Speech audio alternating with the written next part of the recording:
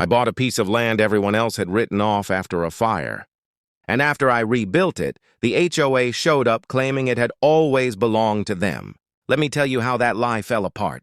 When I bought this property, it was nothing but scorched earth, blackened trees, burned fencing, no utilities, no structures. Everyone thought I was crazy for buying land that had literally gone up in smoke. But I saw potential. I spent months clearing debris, hauling ash, rebuilding access roads, and restoring the land from the ground up. I paid for surveys. I pulled permits. I followed every county rule. Slowly, that burned wasteland turned into usable property again.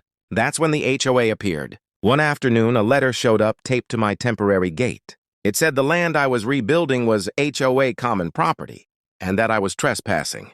I laughed at first. Then I read the fine print.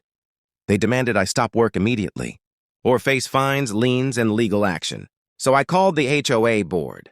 The president told me the land had always been part of the community, and that the fire just made the boundary confusing. In other words, they waited until I did all the hard work, then tried to take it. I didn't argue. I didn't threaten. I just said, let's check the records. I pulled the original county deed, the survey map, and the assessor's parcel history. The boundaries were clear. The land had never, not once, been HOA property. The HOA had no easement, no claim, no paperwork at all. So I sent everything to my attorney.